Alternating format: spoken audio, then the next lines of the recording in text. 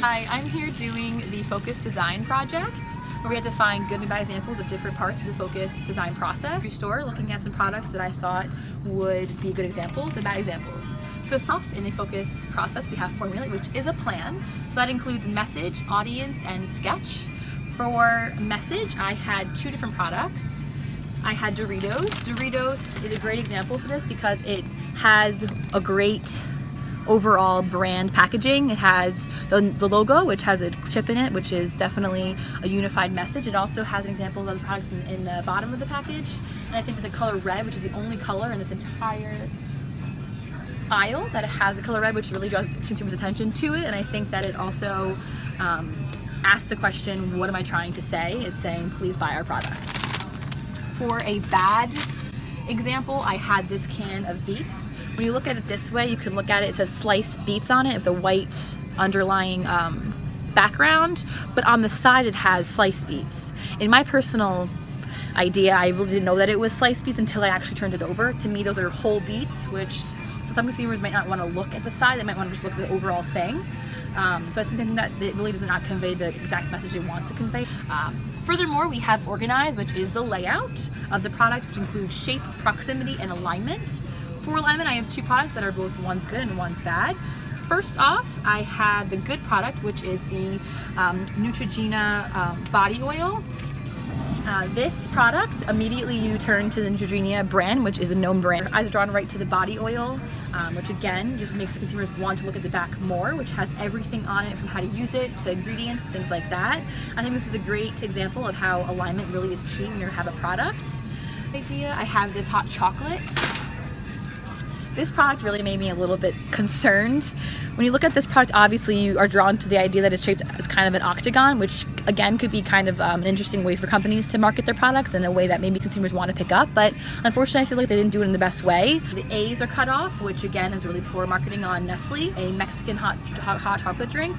This definitely is not aligned within the packaging. I think that if they made it where it wasn't just if they kind of made it where it was longer, so it would cut off, if they started here with the diagonals, it maybe would be a better option for them so they can include more wording in it and represent them in the best way, and it causes the consumer to be really confused. Next up, we have contrast, which is the element aspect of it. It includes asymmetry, value, and color. So for example, for our asymmetry products, you want to be able to bend the rules a little bit. But we have two examples actually of these two products. First we have the Cabot cheese. If you can see how they start off with having a straight alignment going forward, the black sleek look and the kind of hint of cow dots around it. Then they kind of spruce up a little bit and they add a diagonally shaped strip of red, kind of like cautions tape, and they put seriously sharp, and then explains as to what it is. I thought this was a great marketing skill. It kind of caught my eye on the shelf, and it didn't anything else didn't look like it. This definitely is kind of going and bending the rules because it isn't all aligned. This is definitely a little bit curved, but I think it definitely is working and it works for the company. With this one over here, unlike the other one, it just doesn't really show you really what it is until you have to look deeper into it. Obviously the logo is a little bit small, so I think that if they made this logo a little bigger, it might represent what it really is. But they use, very minimalistic fonting, nothing really crazy, and I think that they have a little bit detail over here, but nothing that would really spark the consumer's eye. And they use a lot of different coloring than the other competitors. A lot of competitors, everyone used the color red, so I think that maybe if they incorporated the red more in their logo, they would be able to sell more of their products. Moving on to Unify, which is the parts. It includes repetition, rhythm, as well as Gestalt. So I chose Gestalt for this one. And for example, I have the bad example first, which is this Morena malt beverage.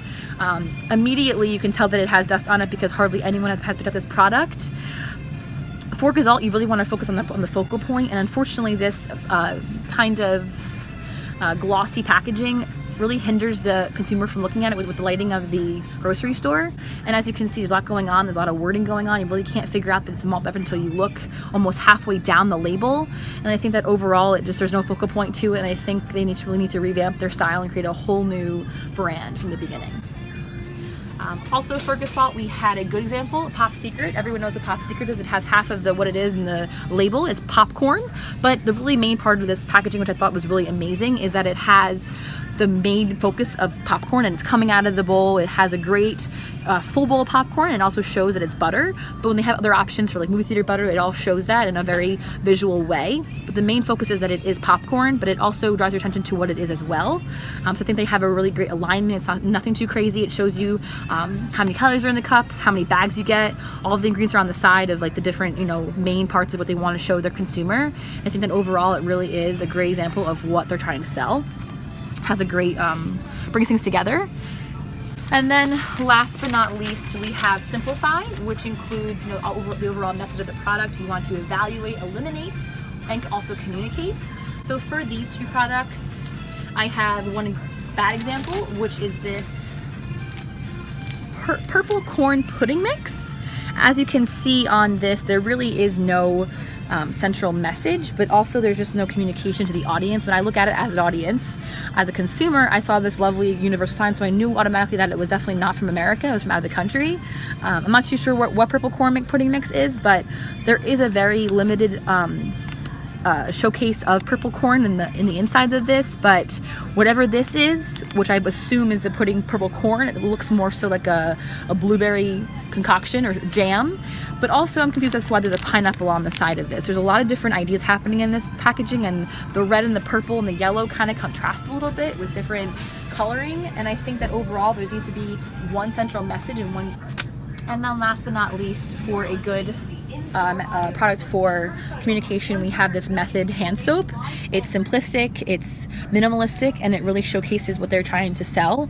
An inexpensive but expensive looking product. It has their emblem engraved on it, as well as their product right there in their in the visual eye of the product, and it's kind of shaped in a more of a, you know, different way, and a more expensive way.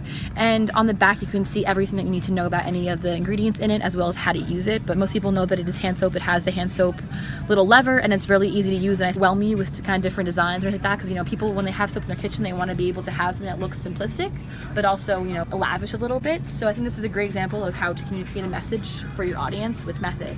So those are all my examples for the focus formula. I think that a lot of well-known brands have it easier because they can just put their brand and people know what it is. But for those consumers who don't have a lot of well-known brands, it may be more difficult. So thank you for watching. Bye.